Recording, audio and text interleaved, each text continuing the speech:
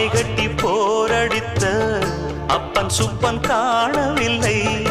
அன்று முதல் இன்று வரை அக்கரமும் வாழவில்லை. வெட்ட வெட்ட வாழைதான் அது அள்ளித்தரும் வாழ்வைத்தான்.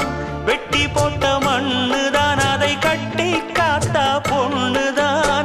நாம் வாழும் வாழ்வே அது சில காலம்தான்.